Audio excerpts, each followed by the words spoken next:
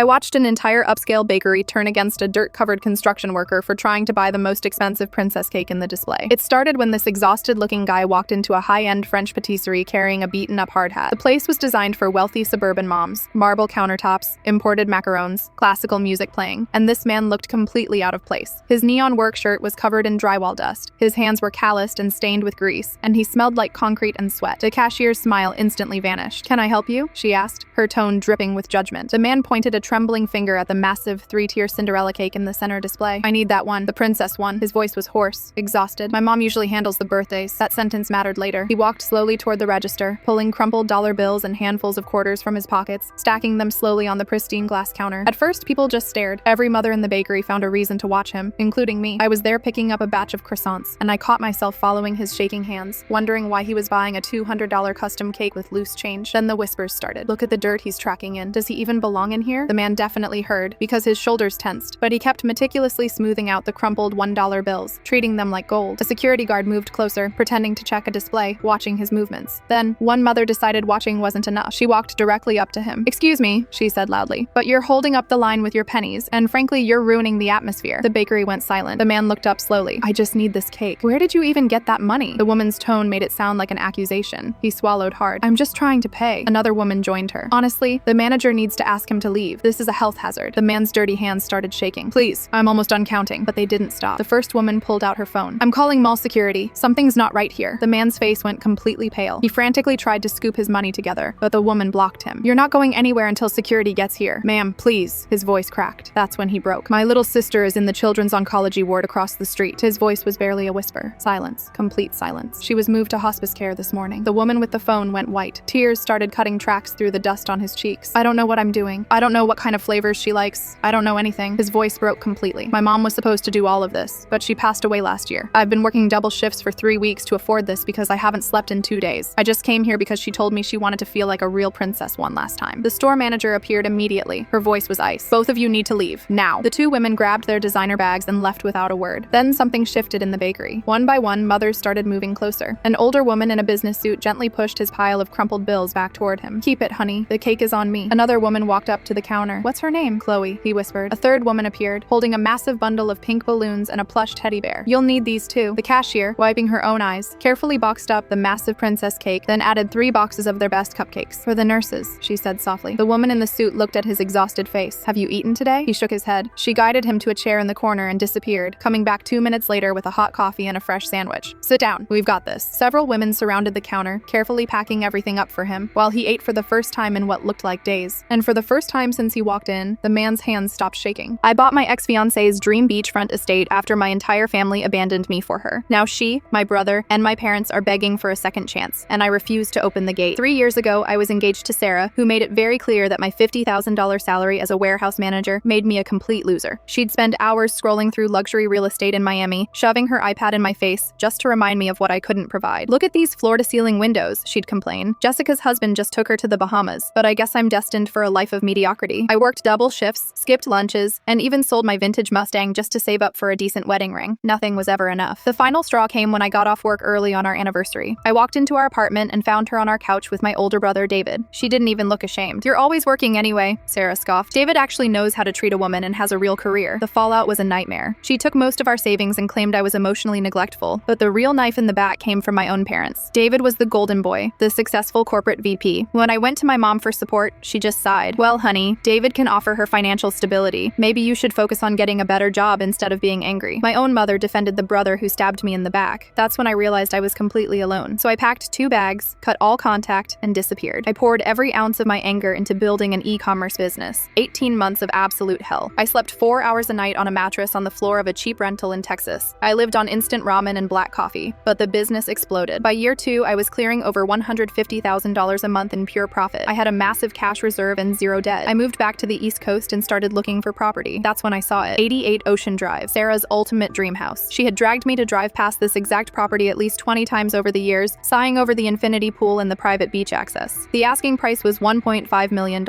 I offered $1.6 million, all cash, closing in 10 days. The sellers couldn't say yes fast enough. I kept it quiet, but the real estate agency posted a massive congratulatory video on TikTok for their mystery VIP cash buyer. Word gets around fast in our hometown. Moving day was perfect. That weekend, I threw a massive luxury catered housewarming party. I didn't invite my family, of course, but they showed up anyway to crash it, probably wanting to see who the rich new owner was. Sarah walked in first, her jaw dropping as she touched the custom marble countertops. Then came David, looking miserable, and my parents trailing behind carrying a cheap bottle of wine. "This place is unbelievable," Sarah whispered. Then she stopped dead in her tracks when she saw me. "Hello, Sarah," I said calmly. David looked like he had seen a ghost. "Whose house is this?" he stammered. "Mine," I smiled. "Turns out, when you aren't busy supporting an ungrateful partner, you can build an empire." Sarah stepped forward, tears welling up in her eyes. "I made a huge mistake. David lost his job. We're drowning in debt. And this is my dream home." "You're right," I nodded. "Right before you told me I'd never be able to afford it. Right before you slept with my brother." I looked at my friend at the door. "Security, please escort these trespassers out." My mom started crying, yelling about family. "Family doesn't choose a cheating fiancé over their own blood," I replied, as they were dragged toward the door. Sarah turned back one last time, screaming that I was being vindictive. I just looked around at my beautiful home, the floor-to-ceiling windows, the ocean view she had dreamed about for years. This is just me living my best life without any of them in it. The heavy iron gates closed with a satisfying click. They've been blowing up my phone ever since, begging for a second chance. But I'm done. Best 1.6 million I ever spent. What's something you saw as a kid but didn't realize was messed up until you were older? When I was 8, my dad was a professional nighttime treasure hunter. At least that's what he told me. 2 or 3 times a week, he would put on his special ninja suit, all black clothes, a black beanie, and black gloves, and leave the house around 1 a.m. He'd tell me he was going on secret missions to recover lost artifacts. I thought I had the coolest dad on the entire planet. I figured everyone else's dad just worked boring office jobs, while mine was basically Indiana Jones. He'd come home just before sunrise, and if I was awake, we'd have treasure reveals on the living room rug. He would pull things out of a dark duffel bag, a silver teapot, a fancy camera without a box, a handful of gold watches, and once, a brand new PlayStation 2. When I asked where the game cases were, he whispered that the goblins had kept them. I didn't question it. I just thought goblins were really into video games. He had strict rules for our treasure. The biggest rule was, the magic fades if we tell. I couldn't tell my teachers, my friends, and especially not my mom, because she didn't believe in magic and would ruin the enchantment. If we needed extra money, Dad would take me on trading quests to these weird, dusty shops with bars on the windows. He'd hand the guy a gold watch, and we'd walk out with $100. I just thought it was the coolest barter system ever. At my 9th birthday party, my mom couldn't afford to buy me the bike I wanted, but the next morning, Dad wheeled a beautiful, slightly scratched red BMX bike into the garage. He said he found it abandoned in the enchanted forest. I rode it everywhere. 2 weeks later, a kid named Tyler from 3 streets over chased me down, screaming that I stole his bike. My dad ran out, yelled at the kid to get lost, and hastily spray painted the bike black that same afternoon. He told me the paint was an invisibility cloak to protect it from jealous wizards. I bought it completely. When I was 10, 2 police officers knocked on our door. My dad hid me in the hall closet and whispered, "The rival treasure hunters are here for our maps. Stay quiet." He got arrested that day. My mom told me he had to go to hero training camp for a few years. It wasn't until I was 18, taking a criminal justice class in college, that the pieces suddenly clicked together. The ninja suit, the unboxed electronics, the pawn shops, the magical red bike. My dad wasn't Indiana Jones. He was a prolific neighborhood burglar who had been robbing houses to feed a gambling addiction, and I was his completely oblivious accomplice. What innocent term of endearment did your family use for you, that you later realized meant something entirely different to the rest of the world? My dad was a massive car guy, and whenever he worked in the garage, I'd stand right next to him holding the flashlight for hours. One day, he clapped me on the shoulder and said, "You're my favorite little side piece." I asked him what it meant, and he laughed, saying it meant a loyal, reliable partner who is always right by your side when things get tough. I felt so proud. I wasn't just a kid, I was my dad's official side piece. In 8th grade, we had to write a speech about our role models. I stood up in front of the entire assembly and proudly declared that my ultimate goal in life was to be a dedicated side piece to a powerful man, just like I was for my father. My principal made a weird choking sound in the back row, but I thought he was just deeply moved by my wholesome family values. In high school, I ran for student council vice president. My campaign posters literally said, "Every great leader needs a reliable side piece. Vote for me." The guidance counselor pulled them all down within an hour, claiming they were highly inappropriate for school grounds. I assumed she was just a bitter hater who didn't understand modern political strategy. I carried this absolute confidence straight into college. I even put it on my resume under the summary section. An ambitious, hardworking individual looking to become the ultimate corporate side piece for a top-tier CEO. I couldn't understand why I wasn't getting any corporate callbacks despite having a perfect 4.0 GPA. I figured the post-grad job market was just brutal. When I started dating my boyfriend Mark, I wanted to do something romantic for our 6-month anniversary. I bought him a custom engraved leather wallet that said, "Forever your favorite side piece." Mark looked absolutely terrified, stared at the wallet for 2 full minutes, and asked if I was breaking up with him. I laughed and told him he was being dramatic. It was a beautiful family tradition of loyalty. The final wake-up call happened during a mock interview seminar my senior year. The instructor, a very strict corporate HR executive, was reviewing my resume on a projector in front of 70 students. She stopped at my summary, went dead silent, and slowly rubbed her temples. She asked me to stand up and explain what I meant by wanting to be a corporate side piece. I beamed with pride and launched launched into my usual speech about working in the garage with my dad. The entire lecture hall erupted into absolute chaos. People were literally falling out of their chairs laughing. The instructor sighed, closed her laptop, and pulled me aside. "Honey," she said, "a side piece is a secret mistress you cheat on your spouse with." I stood there as 21 years of my life suddenly flashed before my eyes. Every assembly speech, every campaign poster, the custom wallet, I had been broadcasting to the world that I was a proud mistress. Turns out, my dad genuinely thought it was an old mechanical term he heard on a car show, and just used it for 2 decades.